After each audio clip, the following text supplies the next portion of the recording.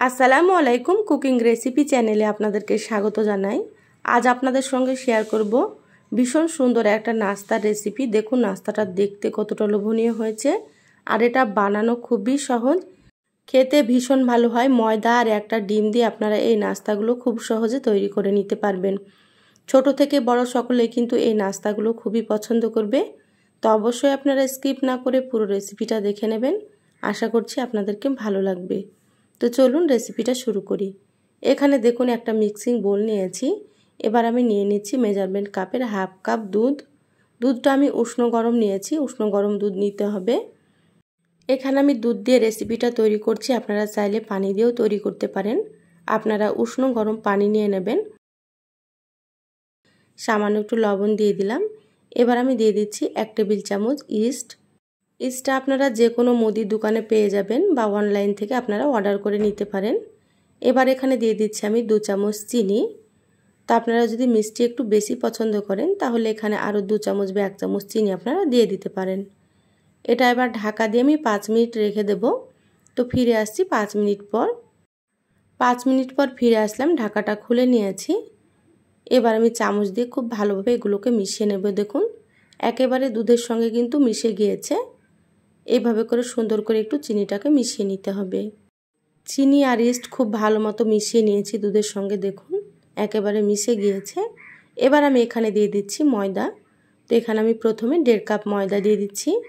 ময়দা যদি আরও লাগে সেটা আপনাদেরকে আমি দেখিয়ে দেব। এই রেসিপিটা ময়দা দিয়েই তৈরি করতে হবে, তাহলে খেতে বেশি ভালো লাগবে।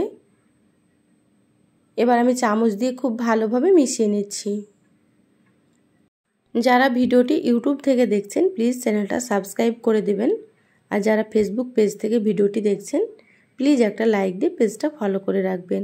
পরবর্তী ভিডিও নোটিফিকেশান পাওয়ার জন্য আমার ফেসবুক পেজের নাম হচ্ছে রেসিপি বাই বিউটি, আপনারা দেখে নেবেন। দেখুন চামচ দিয়ে খুব ভালোভাবে মিশিয়ে নিয়েছি। এবার আমি হাত দিয়ে খুব ভালো করে মেখে নেব। এবার আমি এখানে দিয়ে দিচ্ছি একটা ডিম। তো ডিমটা একেবারে নর্মাল ডিম দিতে হবে, ফ্রিজে থাকা ডিম কিন্তু দেওয়া যাবে না।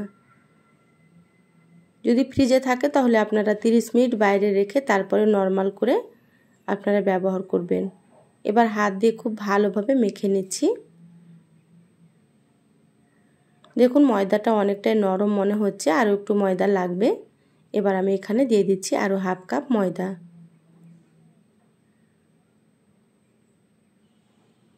সুন্দর করে একটা ডো তৈরি করে নেব। ডোটা খুব বেশি শক্ত হবে না, খুব বেশি নরমও হবে না, নরমাল একটা ডো তৈরি করে নিতে হবে। তো দেখুন আমি কিভাবে তৈরি করে নিচ্ছি। দেখুন খুব ভালোভাবে ময়দাটা আমি মেখে নিয়েছি। এভাবে সুন্দর করে একটু মথে নিতে হবে। দেখুন চিটচিটা ভাবটা চলে গিয়েছে। এইভাবে করে ময়দা আপনারা মেখে নেবেন। দেখে আপনারা হয়তো বুঝতে পারছেন ময়দাটা আমি কিভাবে মেখে নিয়েছি। এবার হাত দিয়ে সুন্দর করে একটু গোল করে নিচ্ছি। ময়দাটা আমি 10 মিনিটের জন্য রেস্টে রাখবো। এইভাবে সুন্দর করে একটু সমান করে নেবেন আপনারা। এবার ঢাকা দিয়ে 10 মিনিট রেখে দেব। তো ফিরে আসছি 10 মিনিট পর। দেখুন 10 মিনিট পর ঢাকাটা খুলে নিয়েছে আর ময়দাটা ফুলে ডবল হয়ে গিয়েছে। আপনারা হয়তো দেখেই বুঝতে পারছেন। এবার আমি ভেতরের বাতাসটাকে বের করে নেব। খুব ভালোভাবে আবার একটু মেখে নিচ্ছি। এখানে আমি 10 মিনিট রেস্টে দিয়েছিলাম, আপনারা চাইলে বেশিক্ষণ রাখতে পারেন। যত বেশিক্ষণ রাখবেন তত ময়দাটা ফুলে যাবে। দেখুন খুব ভালোভাবে আবার একটু মথে নিলাম। এবার ময়দাটা নিয়েছি দেখুন। এবার এইভাবে করে একটু লম্বা করে আমি রোল করে নিচ্ছি। এইভাবে হালকা হাতে একটু লম্বা করে নিতে হবে। যারা ভিডিওটি এতক্ষণ দেখছেন প্লিজ একটা লাইক দিয়ে ভিডিওটি কন্টিনিউ করবেন। আপনাদের একটা লাইক পরবর্তী ভিডিও বানাতে আমাকে অনেক উৎসাহ জাগায়। দেখুন অনেকটাই লম্বা করে নিয়েছি, এইভাবে করে লম্বা করে নিতে হবে। দেখে আপনারা হয়তো বুঝতে পারছেন খুব বেশি মোটা রাখিনি। এইভাবে আপনারা তৈরি করে নেবেন। এবার একটা ছুরি দিয়ে এইভাবে আমি পিস পিস করে কেটে নেব। এইভাবে করে নিলে নাস্তার শেপগুলো দিতে খুবই সুন্দর হয়, সেই জন্য আমি এইভাবে করে নিচ্ছি। আর এই নাস্তাগুলো বানানো খুবই সহজ, আপনারা হয়তো দেখেই বুঝতে পারছেন। দেখুন একই সমানভাবে আমি কেটে নিচ্ছি, তাহলে দেখতে সুন্দর হবে আর সবগুলো একই রকম হবে। এইভাবে করে একটা তুলে হাত দিয়ে সুন্দর করে একটু গোল করে নিচ্ছি। এইভাবে দেখুন এটা হয়ে গিয়েছে, রেখে দিচ্ছি। বাকিগুলো সুন্দর করে তৈরি করে নেব। হালকা হাতে একটু এইভাবে একটু চাপ দিয়ে দিতে হবে, তাহলে সুন্দর একটা শেপে তৈরি হয়ে যাবে। তা আমি এইরকমভাবে তৈরি করে নিচ্ছি। আপনাদের পছন্দ মতো শেপে কিন্তু আপনারা এটা তৈরি করে নিতে পারেন। দেখুন সুন্দর করে নাস্তাগুলো শেপ দিয়ে নিলাম। এবার এগুলোকে ভেজে নিতে হবে। গ্যাস অন করে কড়াই দিয়ে দিলাম, দিয়ে দিচ্ছি এখানে সয়াবিন তেল। তো এখানে একটু বেশি করে তেল দিয়ে দিচ্ছি। আর তেলটা হালকা গরম করে নেব, খুব বেশি গরম করা যাবে না, হালকা গরম করে নিতে হবে। দেখুন তেল গরম হয়ে গিয়েছে। এবার আমি এখানে নাস্তাগুলো দিয়ে দিচ্ছি। আপনারা হয়তো দেখেই বুঝতে পারছেন তেলটা আমি কতটা পরিমাণে গরম করেছি। তেল বেশি গরম করলে কিন্তু নাস্তাগুলো দেওয়ার সঙ্গে সঙ্গে কালার চলে আসবে আর ভেতরটা কাঁচা থাকবে, সেই জন্য হালকা করে গরম করে নিতে হবে।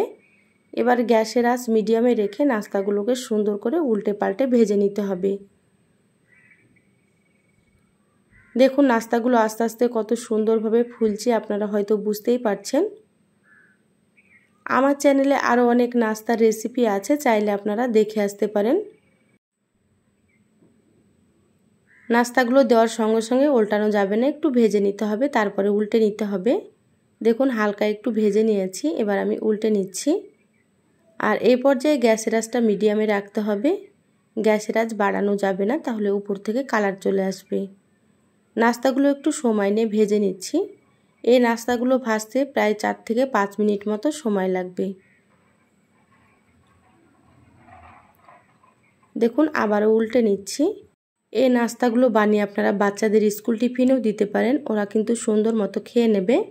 বা সকালের ব্রেকফাস্টও খেতে পারেন, চায়ের সঙ্গেও কিন্তু এই নাস্তাগুলো খেতে ভীষণ ভালো লাগে। দেখুন আস্তে আস্তে সুন্দর একটা কালার চলে আসছে, এইভাবে করে আমি উল্টে পাল্টে ভেজে নেব।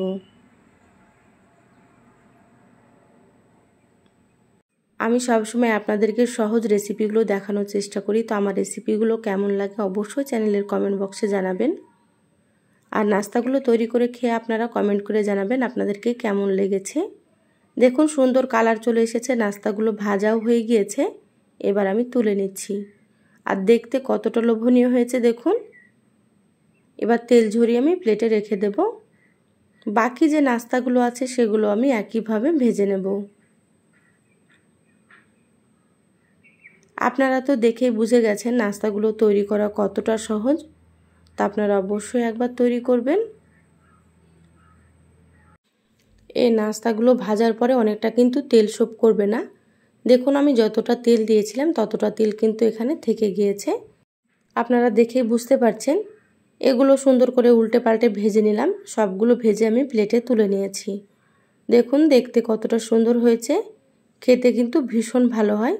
এবার আমি আপনাদেরকে একটা নাস্তা ভেঙে দেখাচ্ছি। দেখুন কতটা নরম তুলতুলে হয়েছে, ভেতরটা একেবারে পাউরুটির মতো, দেখতেই পাচ্ছেন কতটা নরম। এই নাস্তাগুলো আপনারা চায়ের সঙ্গেও খেতে পারেন বা আপনারা মধু দিয়েও কিন্তু খেতে পারেন, খেতে ভীষণ ভালো লাগবে। তো রেসিপিটা কেমন লাগলো অবশ্যই আমার চ্যানেলের কমেন্ট বক্সে জানাবেন। ভালো লাগলে লাইক দিয়ে ভিডিওটা শেয়ার করে দিবেন। সবাই অনেক বেশি ভালো থাকবেন, সুস্থ থাকবেন। দেখা হবে আবারও কোনো নতুন রেসিপিতে। ধন্যবাদ সবাইকে। আল্লাহ হাফেজ।